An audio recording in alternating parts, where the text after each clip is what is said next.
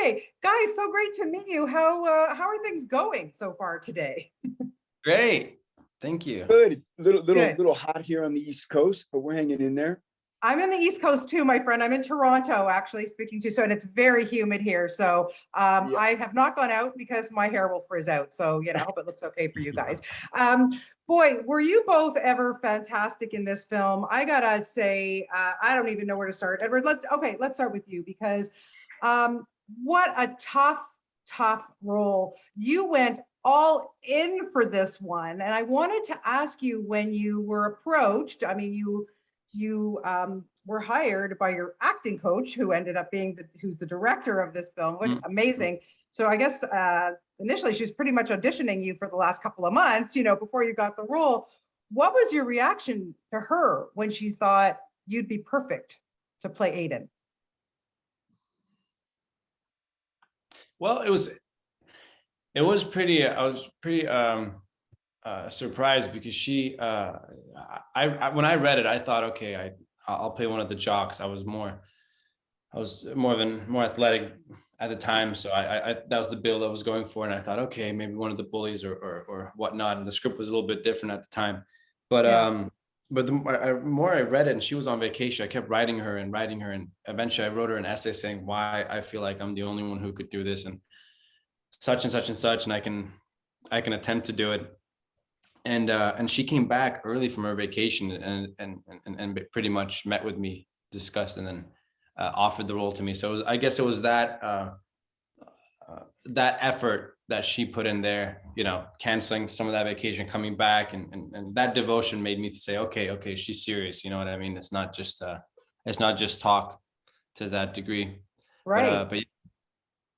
But she, not just being serious. I mean, you took this one, your character Aiden goes to hell and back seriously. Like, tell me a little bit about the prep for this, because it's astonishing to me what you went through to play this guy. Thank you.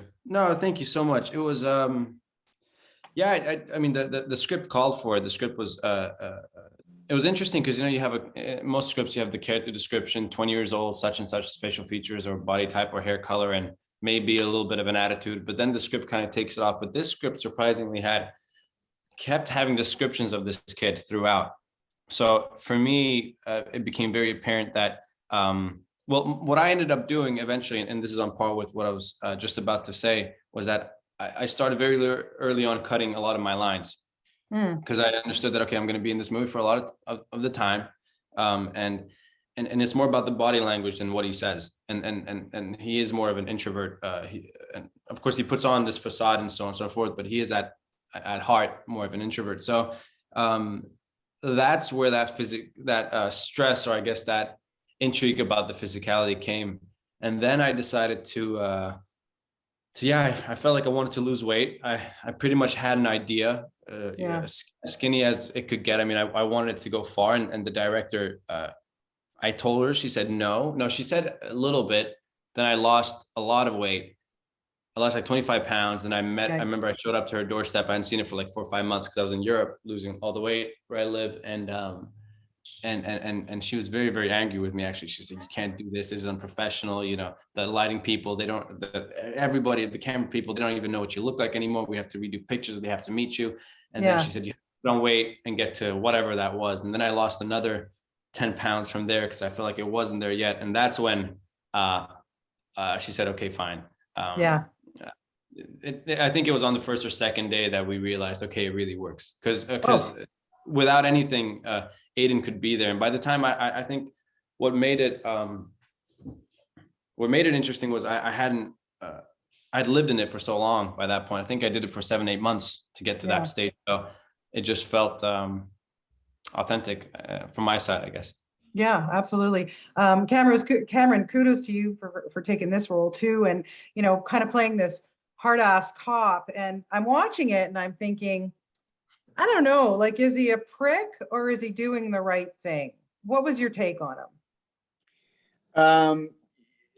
I felt like Detective Wall was a human. I don't feel like he was good or bad, evil or inherently good. You know, he just trying to do a job.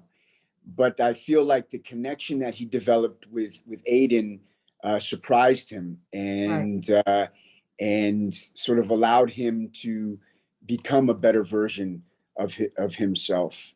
And as you say, Edouard was and is a fantastic actor, and that made my job much easier.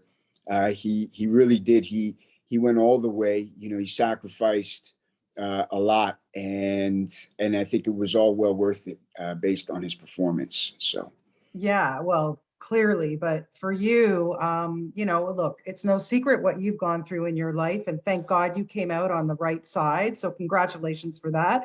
But when you're playing opposite Edouard and what he's going through, that had to have been a little tough for you, my friend. Come on. really just, you know, it's what I love about acting, or one of the things is that when I'm acting, I feel, as you know, very in the moment and very honest. So while I try to draw from experiences in my life to be authentic in my performance, I wasn't too caught up with, you know, what, you know, my journey in life. I was more focused on the character, and although as you said, I do have some insight certainly into the character that Edouard was portraying, and I just thought he did a fantastic job. It was very, very honest. Yeah. Edward, you know, I'm watching this in the beginning and I'm thinking like, what a spoiled kid, you know, here he is, he's going through this, like he's rich, comes from a kind of, you know, upper middle class family, his mom is working, blah, blah, blah.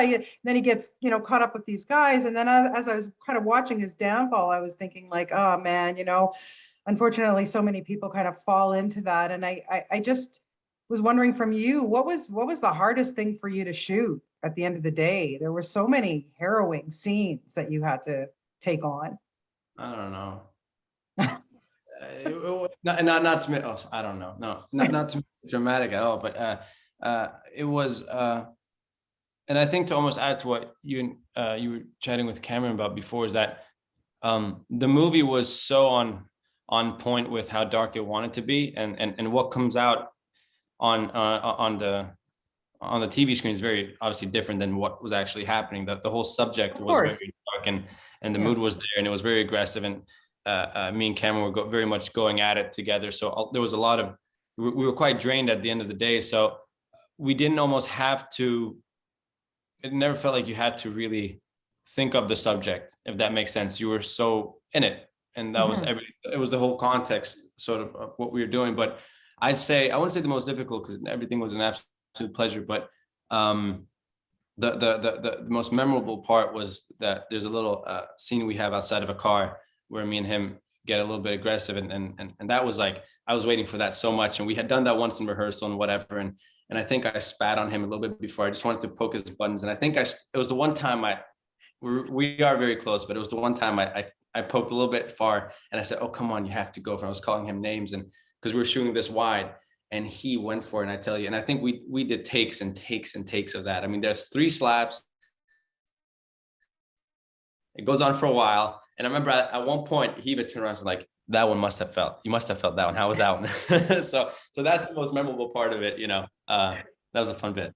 Yeah, Cameron, respond to that, because I want to know from you, you know, being in the biz and coming from the family that you come from, of course, what's it like to work with a guy like this, as up and comer, and then to have that kind of altercation and freedom in making a film like this?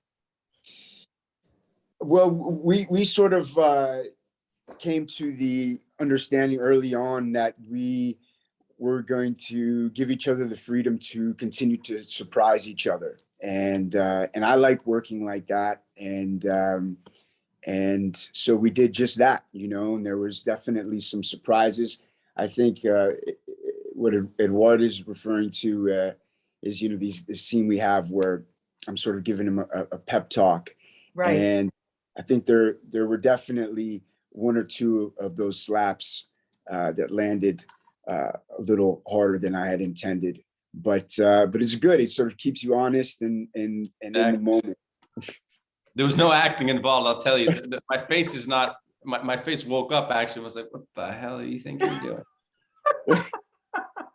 Oh my God. You know, it makes you think what this kid is going through. He's kind of put in a situation like, well, I either, be a rat or or I go to jail or what, like, what, I don't want to give away too much in the interview, but it kind of makes you think like, crap, what would you do, Edouard? Like, did it make you think like, oh my goodness, Well, God forbid you ever be in that situation, but honestly, like, you could apply it to anything when you're kind of being strongholded by somebody. Like, what would you do, to survive? and I think Cameron's made a good point about it, is that we're all human, and so our characters, and what this movie really, I think, came down to was it felt quite human. It felt quite raw. I think one of your earlier questions to me, what I want to say, but I didn't really answer it, was what I like about this character, my character at least, is that, and I think a lot of the characters in this film is like that, is it doesn't start off saying why, you should like the protagonist or whatever. It doesn't have that moment. It almost starts off in the reverse way. You start seeing all these, as the layers come off and all these bad things have come up, and your dislikes about the character or your first kind of impressions of this character, after a little bit, you start realizing, okay, he's just human, and with that, especially in the state that he's in, both him and Detective Wall, in that scene that we were describing, both could be right and wrong, and none of them have it under control, and no one, there's no base, no one knows what to rely on, where to put the trust, because it's such a messed up situation. It could go anywhere, and I think as scared as my character may seem, I mean, that fear would almost have to be in his character as well, and everyone, because it's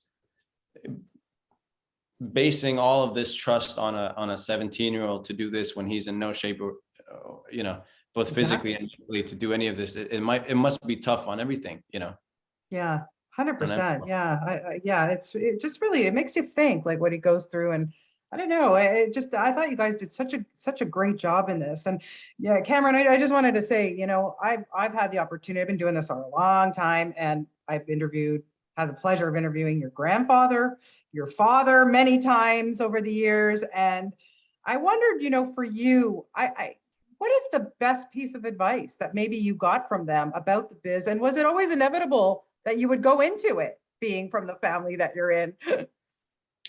Well, I'll start with the advice. I mean, number one sort of motto in our family is just be prepared and do the work.